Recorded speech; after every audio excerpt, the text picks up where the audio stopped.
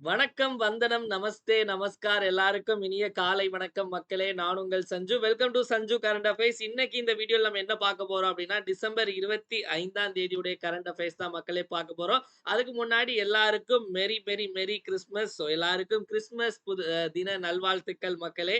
So அதே Christmas அந்த அந்த அந்த ஒரு உற்சாகத்தோட அப்படியே இன்னைக்கான கரண்ட் அஃபேர்ஸ் நம்ம உள்ள பார்க்க போயிடலாம். ஸோ எப்பவும் போல நம்ம கிளாஸ்ல ஸ்டார்ட் பண்றதுக்கு முன்னாடி லாஸ்ட் கிளாஸ்ல என்ன பார்த்தோமோ அத ஒரு வாட்டி ரிவைஸ் பண்ணிட்டு இன்னைக்கான கிளாஸ்க்குள்ள போயிடலாம். அந்த வகையில டிசம்பர் 24ஆம் தேதியுடைய கரண்ட் அஃபேர்ஸ் பார்க்கலாம். என் கூட சேர்ந்து நீங்களும் ஆன்சர் போடுங்க. உதான் யாத்ரி கஃபே எங்க தொடங்கப்பட்டது? நமக்கு கொல்கத்தா ஏர்போர்ட்ல. அடுத்த கேள்வி டாக்டர் அம்பேத்கர் சம்மன் உதவித்தொகை திட்டம் ஸ்காலர்ஷிப் ஸ்கீம் எங்க அப்படின்னா டெல்லிலன்னு பார்த்தோம். அடுத்த கேள்வி இந்தியாவுடைய ஃபர்ஸ்ட் பயோ பிட்டுமின் சாலை எங்க அமைக்கப்பட்டது அப்படின்னா மகாராஷ்டிரால. அடுத்த கேள்வி நமக்கு இஏசிபிஎம் அதாவது வந்து பிரதமரின் பொருளாதார ஆலோசனை குழுவினுடைய தலைவர் யார் அப்படின்னா சுமன் பெரி அவர்கள். அடுத்த கேள்வி நமக்கு வந்து சீனியர் பாலிசி அட்வைசர் ஆர்டிபிஷியல் இன்டெலிஜென்ஸ்க்கு அமெரிக்கால யாரை தேர்ந்தெடுத்திருக்காங்க அப்படின்னா இங்க எஸ்ஆர்எம் காலேஜ்ல படிச்ச ஸ்ரீராம் கிருஷ்ணன் அவர்களை. அடுத்த கேள்வி நெட்வொர்க் ரெடினஸ் இண்டெக்ஸ்ல இந்தியாவுடைய ரேங்க் என்ன அப்படின்னா 49. அடுத்த கேள்வி hockey women's junior world cup போட்டி எங்க நடைபெற போகுது அப்படின்னா சிலி அப்படிங்கிற நாடு. அடுத்த கேள்வி தேசிய நுகர்வோர் உரிமை தினம் national consumer rights day December 24. இப்போ இன்னைக்கான கரண்ட் அஃபேர்ஸ்குள்ள போயிடலாம் மக்களே. டிசம்பர் 25ஆம் தேதிக்கானது. முதல்ல நம்ம வந்து தேசிய செய்திகள்ல இருந்து போயிடலாம். National news. ஸோ நேஷனல் நியூஸ்ல பாத்தீங்க அப்படின்னா நேத்தும் முதல்ல எடுத்த உடனே நமக்கு ஒரு ஏர்போர்ட் நியூஸ் தான் வந்துச்சு. நம்ம ஏர்போர்ட்ல பார்த்தோம். ஏர்போர்ட்ல வந்து டீ ரூ. 10 குடிக்கலாம். அதுக்கு ஒரு தனி கடை கவர்மெண்ட்ல இருந்து போட்டிருக்காங்கன்னு. ஸோ இப்ப என்ன அப்படின்னா வந்து ஏர்போர்ட் சம்பந்தமா என்ன பார்க்க போறோம் அப்படின்னு உள்ள போய் பார்த்துடலாம். So which airport is set to become India's first zero waste airport? எந்த விமான நிலையம் இந்தியாவின் முதல் பூஜ்ஜிய கழிவு விமான நிலையமாக மாற உள்ளது அப்படின்னு சொல்லி கேட்டிருக்காங்க. ஸோ இதற்கு சரியான விடை பார்த்தீங்க அப்படின்னா அஹில்யாபாய் தேவி அஹில்யாபாய் ஹோல்கர் இன்டர்நேஷனல் ஏர்போர்ட். ஓகேவா?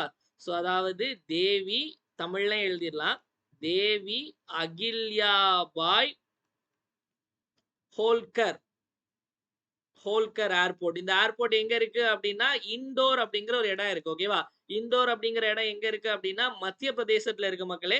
மத்திய பிரதேசத்துல இண்டோர்ல தான் இந்த ஏர்போர்ட். இந்த ஏர்போர்ட் அது என்ன ஜீரோ வேஸ்ட் ஏர்போர்ட்னா அந்த ஏர்போர்ட்ல யாரும் குப்பையே போட மாட்டாங்களா அப்படின்னு கிடையாது. குப்பை போடுவாங்க. அந்த குப்பையை வந்து இப்ப நம்ம மாநகராட்சிலாம் வந்து எப்படி குப்பை எல்லாத்தையும் தனித்தனியா பிரிச்சு செக்ரிகேட் பண்ணி இந்த மாதிரிலாம் பண்ணுவாங்கல்ல. அதே மாதிரி அங்கேயும் குப்பைகள்லாம் பிரிச்சு தனியா செக்ரிகேட் பண்ணி என்ன பண்ணுவாங்க அப்படின்னா அதை வந்து ஃபர்டிலைசரா உரமா மாத்திருவாங்க. ஓகேவா? சோ அப்ப அங்க இருந்து பாத்தீங்க அப்படின்னா தனியாட்டு வேஸ்ட் ஆட்டு அப்படி தனியா எதுவுமே போவாது. அதாவது அங்க உள்ள வேஸ்ட கூட உரமா மாத்தி தான் வந்து அதையும் வியாபாரம் பண்ண போறாங்க. சோ இதுதான் பாத்தீங்க அப்படின்னா இண்டோர் ஏர்போர்ட்ல பண்ணக்கூடியது. ஜீரோ வேஸ்ட்னா அதற்கு அர்த்தம் இதுதான். அதாவது வேஸ்ட் வரும். அந்த வேஸ்ட்ட வந்து அவங்க வந்து உரமா வந்து மாத்திடுவாங்க. ஓகே. இந்த மாதிரி முதல்ல இந்தியால எந்த ஏர்போர்ட் அப்படின்னா இண்டோர் எங்க இருக்கு அப்படின்னா மத்திய பிரதேஷ்ல இருக்கக்கூடிய மக்களே. இண்டோர் நம்ம நெறைய பார்த்துருக்கோம். ஸோ அதாவது ஜீரோ வேஸ்ட்ன்னு சொல்லும்போதே, அதாவது இண்டோர் சிட்டியே பார்த்தீங்க அப்டின்னா, இந்தியாலே வந்து கிளீனஸ்ட் சிட்டி. இந்தியாவுடைய தூய்மையான நகரம் எது அப்டின்னா 2 எண்ணம். ஒண்ணு இண்டோர் எப்பவுமே இருக்கக்கூடியது. இன்னொன்னு சூரத்தும் இருக்கு. அதாவது இந்த வருஷம் மட்டும் சூரத் ஆட் ஆயிருக்கு. இண்டோர் எப்பவுமே இருக்கக்கூடிய கிளீனஸ்ட் சிட்டி. அதே மாரி இப்போ ஒரு வாரம் முன்னாடி கூட நம்ம நியூஸ்ல பார்த்திருப்போம். நம்ம கிளாஸ்ல கூட பார்த்திருப்போம். என்ன அப்டின்னா, இண்டோர்ல வந்து யாருமே வந்து பிச்சை போடக்கூடாது அப்டின்னு சொல்லியிருக்காங்க. அதாவது பெக்கிங்க்கு வந்து நம்ம இது பண்ணக்கூடாது அப்படின்னு அப்படி வந்து ஒருத்தங்களுக்கு ரூ. 1 2 பிச்சை போட்டா நமக்கு ரூ. 1000 ஃபைன் இல்லன்னா 6 மாசம் வரைக்கும் ஜெயில் தண்டனை கிடைக்கும் அப்படிங்கிறது கூட நம்ம பார்த்தோம். ஓகேவா?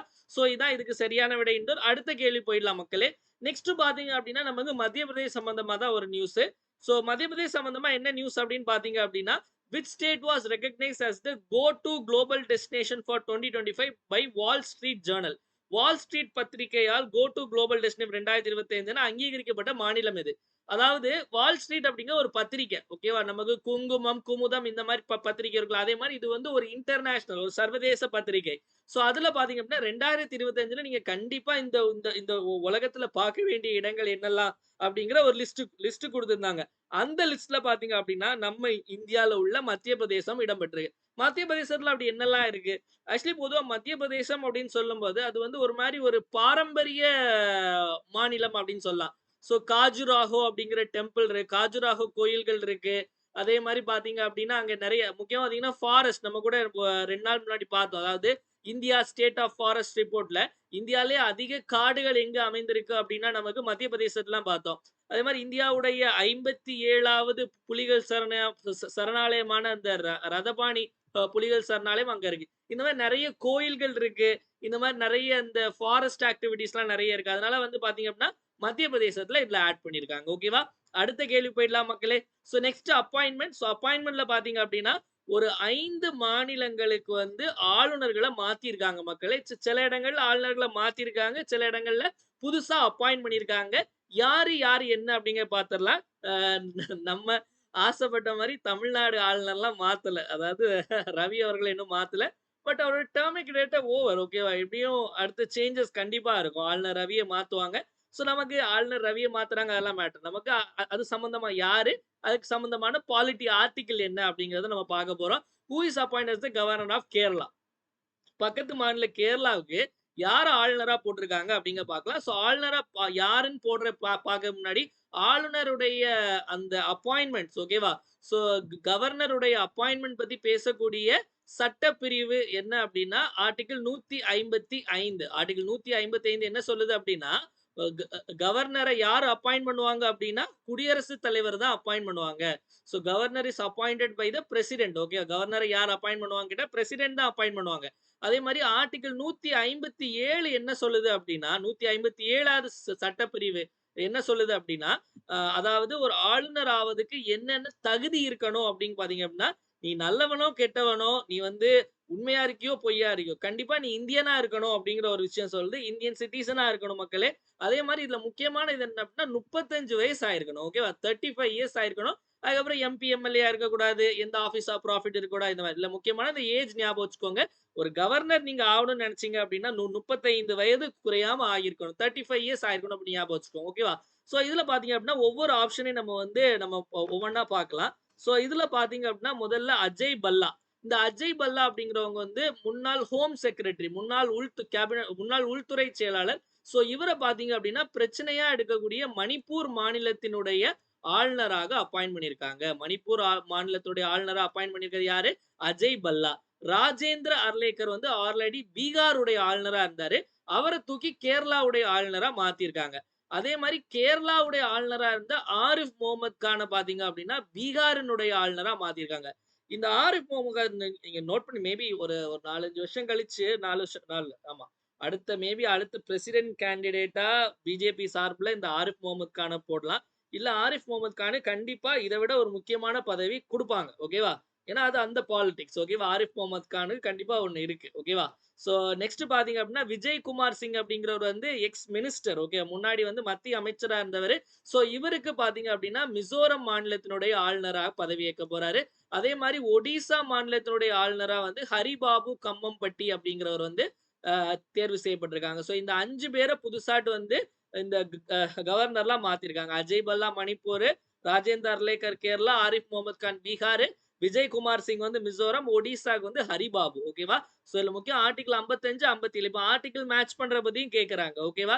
சோ இதனால இதையும் பார்த்து வச்சுக்கோங்க. ஓகேவா? சோ அடுத்தது பார்த்தீங்க அப்டின்னா வந்து இனி ஒரு 2, 3 ஜட்ஜஸ் சம்பந்தமான நியூஸ் பார்க்க போறோம். சோ அதுல பார்த்தீங்க அப்டின்னா, ரிட்டயர்ட் சுப்ரீம் கோர்ட் ஜட்ஜ். ஓகேவா? சோ நமக்கு ஓய்வு பெற்ற உச்சநீதிமன்ற நீதிபதியான ராமசுப்ரமணியன் அவர்களுக்கு வந்து என்ன பதவி வழங்கப்பட்டிருக்கு அப்டின்னா, தேசிய மனித உரிமைகள் ஆணையத்தினுடைய தலைவராட்டு. நேஷனல் ஹியூமன் ரைட்ஸ் கமிஷனுடைய சேர்மனாக யார் தேர்ந்தெடுக்கப்படுகிறார் அப்படின்னு பார்த்தீங்கன்னா, ராமசுப்ரமணியன். இதுல இன்னொரு முக்கியமான விஷயம் என்ன அப்படின்னா, இந்த பதவிய வகிக்கக்கூடிய முதல் தமிழர் இவர்தான். ஓகேவா? சோ தமிழ ஆளப்போறான் தமிழங்கிற மாரி, சோ ராமசுப்ரமணியன் வந்து மனித உரிமைகள் ஆணையத்த ஆளப்போறாரு அப்படிங்கிறது. ஓகேவா? சோ மனித உரிமைகள் ஆணையம் அப்படிங்கிறது எப்ப ஆரம்பிக்கப்பட்டது அப்படிங்கிற கேள்வி எப்பவுமே கேட்கக்கூடிய கேள்வி. அக்டோபர் 12, 1993 மக்களே. அ அக்டோபர் 12, 1993ல. சோ இந்த அமைப்பு பார்த்தீங்க அப்டின்னா, இந்த அமைப்பு வந்து ஒரு ஸ்டாச்சுட்டரி பாடி. ஓகேவா? அதாவது ஒரு சட்டப்பூர்வமான அமைப்பு. சட்டப்பூர்வமான அமைப்பு. இது கான்ஸ்டிடியூஷனல் பாடி கிடையாது. இது வந்து ஒரு அரசியலமைப்பு க்கான ஒரு ஒரு அமைப்பு கிடையாது. அதிலேயே மென்ஷன் பண்ணியிருக்க மாட்டாங்க. இதுக்கு வந்து protection of human rights act அதாவது மனித உரிமைகள் பாதுகாப்பு சட்டம்னு ஒண்ணு இருக்கு. அந்த சட்டத்தின் கீழ தான் இந்த ஒரு கமிஷன இந்த ஒரு ஆணையத்த வந்து உருவாக்கியிருக்காங்க. இந்த ஆணையத்துல பார்த்தீங்க அப்டின்னா, அதாவது ஒரு தலைவர் பிளஸ் 5 முழு நேர உறுப்பினர்கள் இருப்பாங்க. 1+5 ஓகேவா? சோ இதுல பாத்தீங்க அப்படின்னா, இந்த சேர்மேனா இருக்கிறத வந்து இந்த சேர்மேனா இருக்கக்கூடிய தகுதி என்ன அப்படின்னு பாத்தீங்க அப்படின்னா, ரிட்டயர்டு சீஃப் ஜஸ்டிஸா இருக்கணும். அதாவது சுப்ரீம் கோர்ட்டினுடைய அதாவது இந்தியா அதாவது ரிட்டயர்டு உச்சநீதிமன்ற தலைமை நீதிபதியா இருக்கணும். அல்லது சுப்ரீம் கோர்ட்டுடைய ரிட்டயர்ட் ஜட்ஜா இருக்கணும். ஓகேவா?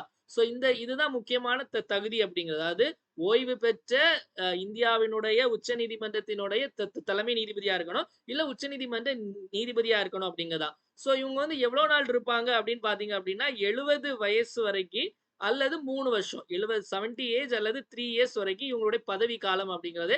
இவங்கள மறுபடியும் அப்பாயிண்ட் பண்ணலாமா அப்படின்னு கேட்டா ரீ அப்பாயின்ட்மெண்ட் சொல்லுவாங்க. மறுபடியும் இவங்கள வந்து தேர்வு செய்யலாமான்னு கேட்டா ரீ அப்பாயின்ட்மெண்ட்க்கு எலிஜிபிள். ஓகேவா? சோ மறுபடியும் தேர்வு செய்யறதுக்கு வந்து இவங்க எலிஜிபிள் தான். ஓகேவா? இத ஞாபகம் வச்சுக்கோங்க. சோ அதே மாரி பாத்தீங்க அப்படின்னா, இந்த நேஷனல் ஹியூமன் ரைட்ஸ் கமிஷன்னு சொல்லும்போது, சோ இவங்களுக்கு உடைய இது எல்லாமே வந்து அட்வைசரி நேச்சர் தான். இவங்க வந்து இவங்களுடைய முடிவுகள் எதுவுமே பைண்டிங் அப்படின்னு கிடையாது. இவங்க இவங்க இவங்க ஒரு முடிவு எடுத்தாங்கன்னா, அத கேட்டே ஆகணும் அப்படிங்க கிடையாது. சோ இவங்க முடிவு எடுக்கிறது எல்லாமே வந்து ஒரு ஆலோசனை மாரி தான். ஓகேவா?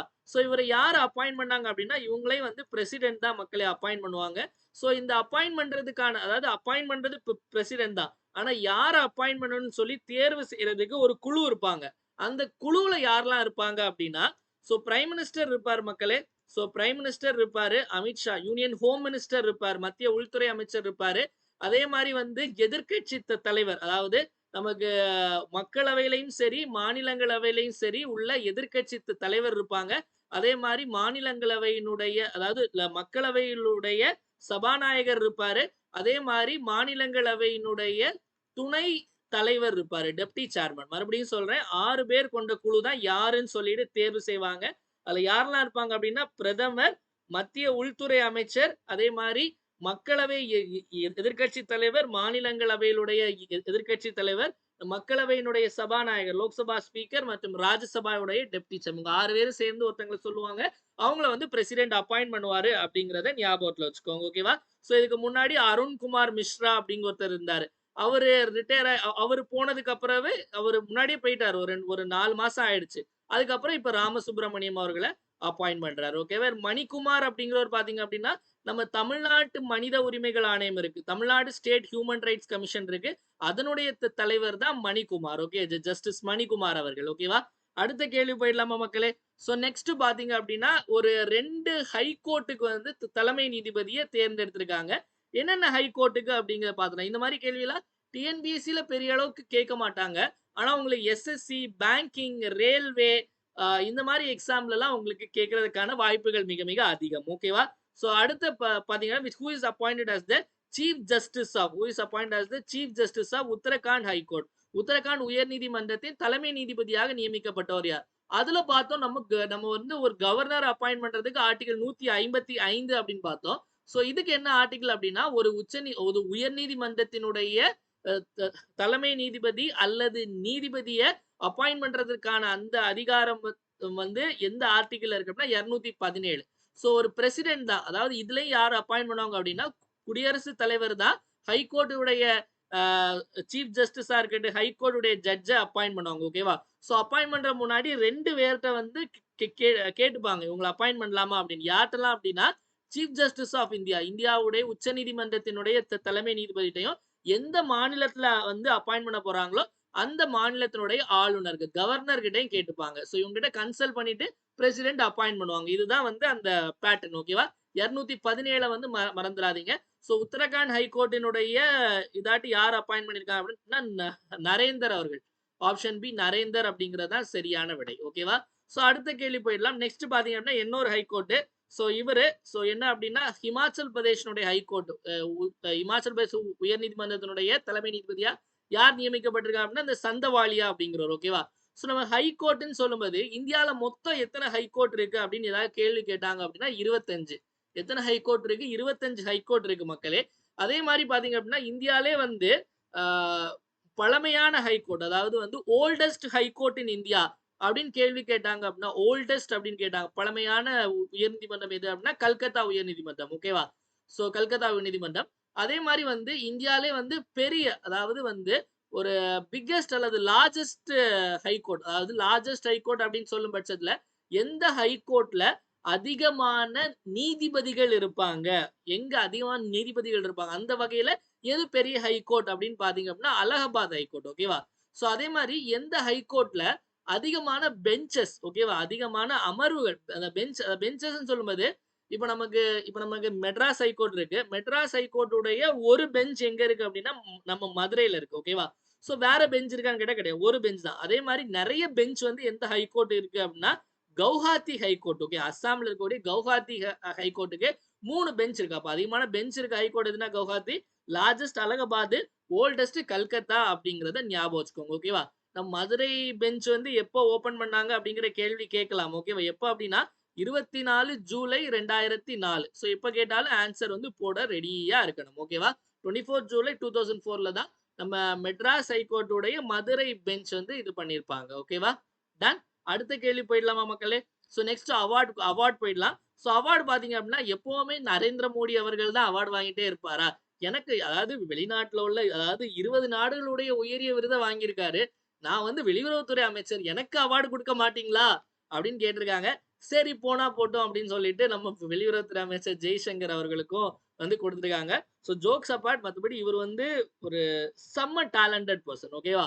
அதாவது வந்து ஒரு இந்தியன் ஃபாரின் சர்வீஸ் கெரியர்ல ஐஏஎஸ் எக்ஸாம் அதாவது யூபிஎஸ்சி கிளியர் பண்ணி இந்தியன் ஃபாரின் சர்வீஸ் போயிட்டு ஒரு தேர்ட் செக்ரட்டரியா உள்ள ஜாயின் பண்ணுவாங்க. Third secretary, second secretary, first secretary இந்த மாதிரி ஒவ்வொரு பதவியா வகிச்சு வகிச்சு இந்தியாவுடைய அந்த அதாவது அம்பாசிடர் டு சைனா, யுஎஸ்ஏ அதுக்கப்புறம் வந்து இந்தியாவுடைய வெளியுறவுத்துறை செயலாளரா இருந்து அவரை ரிட்டையர்ட் ஆன பிறகு இவர் அப்படியே பிடிச்சி அமைச்சர் ஆக்கியிருக்காங்க. உண்மையிலே ஒரு நல்ல ஒரு அப்பாயின்மெண்ட் எக்ஸ்பர்ட் அப்படின்னு சொல்லலாம்.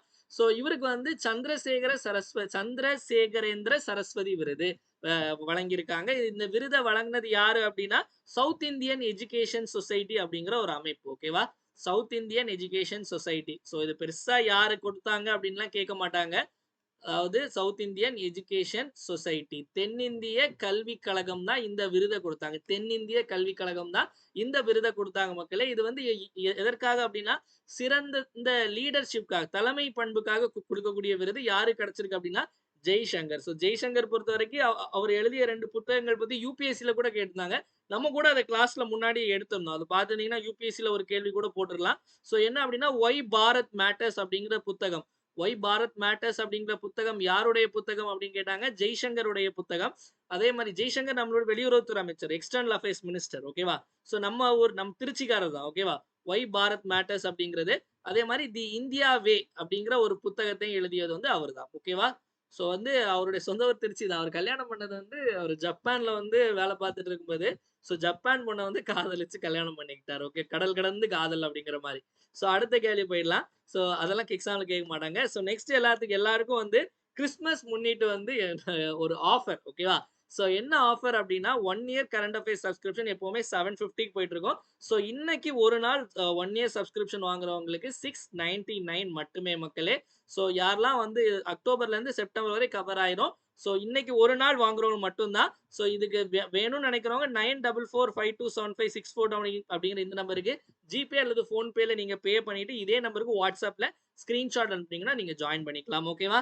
சோ நெக்ஸ்ட் போயிடலாம் மக்களே. Next science and tech news போயிடலாம். சயின்ஸ் அண்ட் டெக் நியூஸ்ல பாத்தீங்க அப்படின்னா ஐஎஸ்ஆர்ஓ வந்து இன்னொரு மிஷன் வந்து ஏவ போறாங்க இந்த டிசம்பர் இறுதியில. சோ என்ன மிஷன் அப்படின்னா ஸ்பேடெக்ஸ் மிஷன். சோ ஸ்பேடெக்ஸ் அப்படிங்கிற மிஷன்னா என்ன வில் பி லான்ச் பை அப்படின்னு கேட்டிருக்காங்க. நம்ம இது ஆல்ரெடி நம்மளுடைய கரண்ட் அஃபேர்ஸ் ரெகுலரா ஃபாலோ பண்றவங்களுக்கு தெரியும் இந்த ஸ்பேடெக்ஸ்னா என்ன அப்படின்னு. ஸ்பேஸ் டாக்கிங் எக்ஸ்பெரிமெண்ட் சொல்லுவாங்க. Space docking experiment. Space docking எக்ஸ்பெரிமெண்ட்னா ஒண்ணும் இல்ல. நான் ஆல்ரெடி சொன்ன மாதிரி தான். அதாவது இது என்ன படம் அது டிக் டிக் டிக் படம் பாத்தீங்கன்னா தெரியும். அதாவது நம்ம தமிழ்ல ஜெயம் ரவி நடிச்சிருப்பாரு. அதாவது 2 ஏர்கிராஃப்ட் 2 ஸ்பேஸ் கிராஃப்ட வந்து அப்படி இப்படி 2 ஸ்பேஸ் கிராஃப்ட்னா அது அப்படியே 2த்தையும் டாக்கிங்னா 2த்தையும் கனெக்ட் பண்ற அந்த ஒரு டெக்னாலஜி தான் ஸ்பேஸ் டாக்கிங் அப்படின்னு சொல்லுவாங்க. சோ அது மூலமா அவங்களுடைய டேட்டாஸ் ட்ரான்ஸ்ஃபர் பண்ணிக்கலாம். ஏதாவது ஃபியூயல் மாத்தனா மாத்திக்கலாம். அந்த மாதிரி நிறைய விஷயங்கள் பண்ணிக்கலாம். சோ ஏன் இப்ப இது பண்றாங்க அப்படிங்கிற ஒரு காரணம் என்ன அப்படின்னா சோ நம்ம இந்தியா வந்து இந்தியாக்காக தனியா ஒரு விண்வெளி நிலையம் அமைக்கணும் அப்படின்னு ஒரு ஒரு எண்ணத்தோட இருக்கனால சோ அந்த மாதிரி விஷயங்கள் பண்ணும்போது இதெல்லாம் வந்து பேசிக்கா தேவைப்படும். சோ அதனால இந்த ஒரு எக்ஸ்பெரிமெண்ட்ட பண்றாங்க. சோ இந்த எக்ஸ்பெரிமெண்ட் பண்றதுக்கு எந்த சேட்டலைட் லான்ச் வெஹிக்கிள் யூஸ் பண்றாங்க அப்படின்னா பிஎஸ்எல்வி C60. ஓகேவா? ஸோ ஆல்ரெடி பிஎஸ்எல்வி C57 நமக்கு தெரியும். ஆதித்யா L1 ஆதித்யா L1 அப்படிங்கிற இந்த சன்னை இது பண்ணக்கூடியதை வந்து C57ல அனுப்பிச்சாங்க. அதே மாதிரி C58 பாத்தீங்க அப்படின்னா இந்தியாவுடைய எக்ஸ்போசாட் மிஷன் வந்து பிஎஸ்எல்வி C58ல. அதே மாதிரி யூரோப்பினுடைய அந்த ப்ரோபா மிஷனை வந்து இப்போ சமீபத்துல வந்து C59ல அமைச்சாங்க அப்படிங்கிறதையும் நம்ம பார்த்தோம். C60 வந்து இது ஐஎஸ்ஆர். இது வந்து யாருடைய மிஷன் அப்படின்னா ஐஎஸ்ஆர் உடையது, இந்தியன் ஸ்பேஸ் ரிசர்ச் ஆர்கனைசேஷன், இந்திய விண்வெளி ஆராய்ச்சி நிறுவனத்தினுடையது. எப்ப ஆரம்பிக்கப்பட்ட அமைப்பு அப்படின்னா 15 ஆகஸ்ட் 1969. இதனுடைய தலைமையகம் எங்க இருக்கு அப்படின்னா பெங்களூர்ல தான் இருக்கு. அதே மாதிரி இதனுடைய சேர்மேன் யார், ஐஎஸ்ஆர் உடைய தலைவர் யார் அப்படின்னா சோமநாத். ஓகே, சோமநாத் அப்படிங்கிறவர் தான் ஐஎஸ்ஆர் உடைய தலைவர் அப்படிங்கிறத வந்து ஞாபகத்தில் வைத்துக் கொள்ளுங்கள். ஓகேவா? சோ அடுத்த கேள்வி போயிடலாமா மக்களே? சோ நெக்ஸ்ட் விளையாட்டு செய்திகள் போயிடலாம்.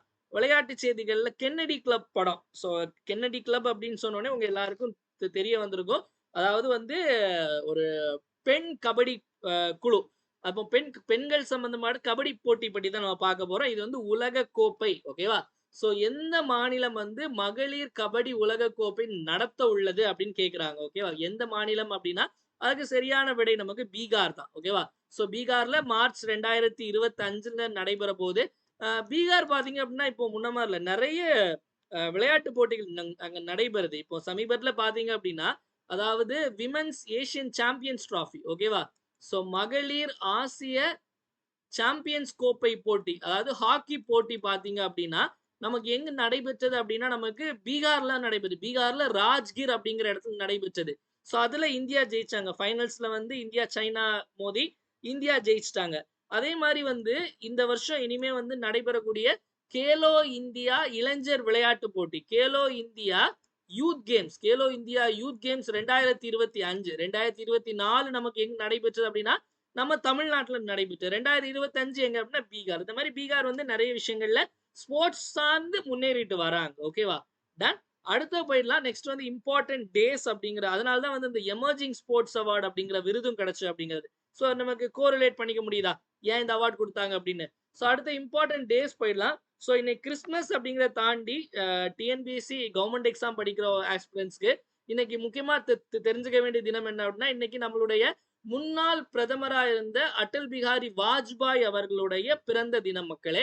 சோ வாஜ்பாயுடைய பிறந்த தினத்தை நம்ம வந்து என்னன்னு கொண்டாடுறோம் அப்படின்னா தேசிய நல்லாட்சி தினம், குட் கவர்னன்ஸ் டே அப்படின்னு கொண்டாடுறோம். ஓகேவா?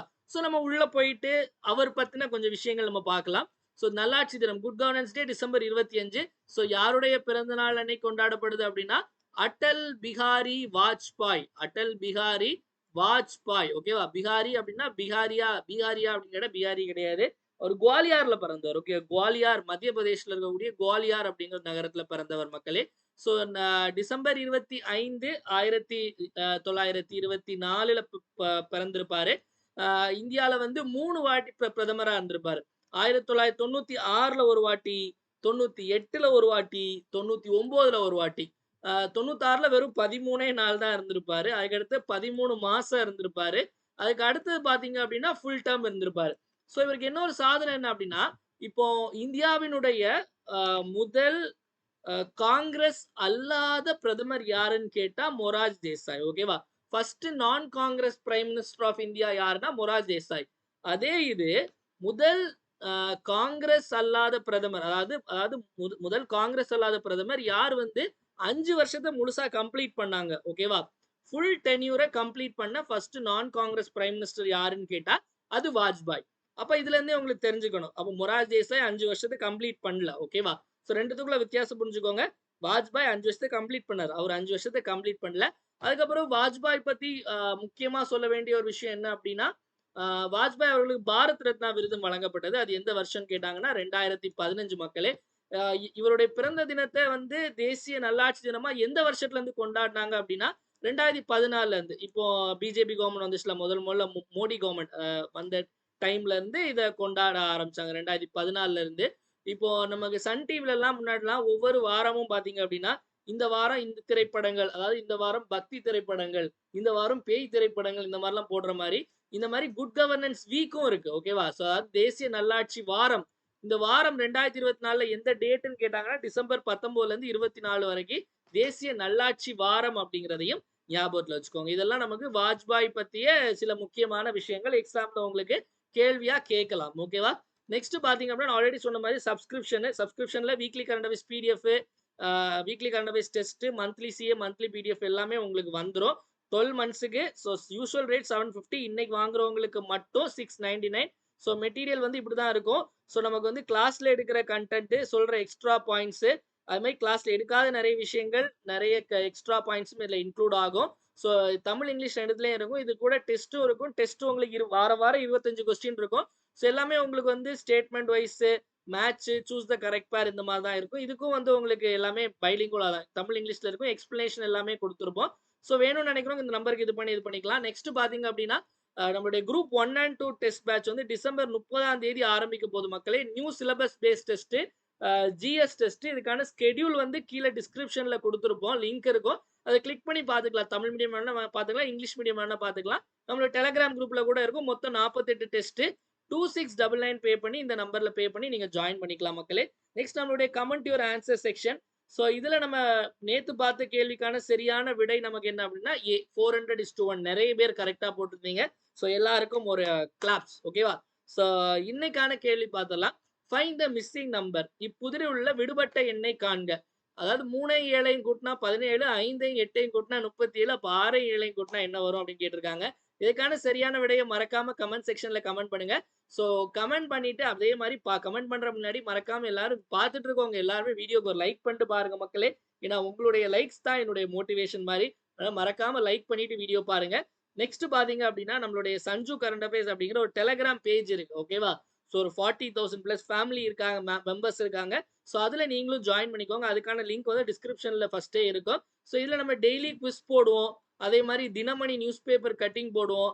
அதே மாரி ஹிந்து நியூஸ் பேப்பர் கட்டிங் போடுவோம் இங்கிலீஷ்ல. அதே மாரி நோட்டிஃபிகேஷன் எல்லாமே இதுல நம்ம குடுத்துருவோம். யாராவது ஜாயின் பண்ணலன்னா மறக்காம சீக்கிரமா ஜாயின் பண்ணிக்கோங்க. நெக்ஸ்ட் இவ்வளவு நேரம் நெறைய விஷயங்கள் பார்த்தோம். ஒரு டைம் எல்லாத்தையும் ரிப்பீட் பார்த்துடலாம். என் கூட சேர்ந்து நீங்களும் ஆன்சர் போடுங்க. இந்தியாவுடைய ஃபர்ஸ்ட் ஜீரோ வேஸ்ட் ஏர்போர்ட் வந்து Indore airport. Go to global destination இந்தியால மத்திய பிரதேசம். கேரளாவுடைய ஆளுநர் வந்து ராஜேந்திர அர்லேக்கர். நெக்ஸ்ட் வந்து தேசிய மனித உரிமைகள் ஆணையத்தினுடைய தலைவராக தேர்ந்தெடுக்கப்பட்டவர் வந்து நமக்கு ராமசுப்ரமணியன். அடுத்த உத்தரகாண்ட் ஹைகோர்ட்டினுடைய தலைமை நீதிபதி வந்து நரேந்தர். அடுத்து ஹிமாச்சல் பாத்தீங்க அப்படின்னா நமக்கு சந்தவாலியா. சந்திரசேகரேந்திர சரஸ்வதி விருது வந்து யாருக்கு கிடைச்சிருக்கு அப்படின்னா ஜெய்சங்கர் அவர்களுக்கு. SpaDeX mission PSLV C60 women's kabaddi world cup வந்து நமக்கு வந்து பீகார் நடைபெற போகுது மக்களே. குட் கவர்னன்ஸ் டே டிசம்பர் 25. வீடியோவோட எண்டுக்கு வந்தாச்சு மக்களே. வீடியோ பிடிச்சிருந்தா மறக்காம லைக் பண்ணுங்க. உங்க ஃப்ரெண்ட்ஸ் எல்லாருக்கும் ஷேர் பண்ணுங்க. வீடியோ யூஸ்ஃபுல்லா இருந்துச்சுன்னு நினைச்சீங்கன்னா மறக்காம கமெண்ட் செக்ஷன்ல வீடியோ எப்படி இருந்துச்சு அப்படிங்கறத கமெண்ட் பண்ணுங்க. ஏன்னா உங்களுடைய கமெண்ட்ஸ் தான் என்னுடைய பூஸ்ட், போனிட்டா, ஹார்லிக்ஸ், மைலோ, காம்ப்ளான் எல்லாமே. அதனால மறக்காம கமெண்ட் செக்ஷன்ல கமெண்ட் பண்ணுங்க. அதே மாதிரி டெலகிராம்ல போடுற குவிஸ் எல்லாரும் மறக்காம அட்டன் பண்ணுங்க மக்களே. மீண்டும் நாளைக்கு காலையில 5 மணி கரண்ட் அஃபேர்ஸ் கிளாஸ் சந்திப்போம். நன்றி, வணக்கம். இந்த நாள் இனிய நாளாக அமையட்டும். வாழ்க தமிழ், வளர்க தமிழ்நாடு.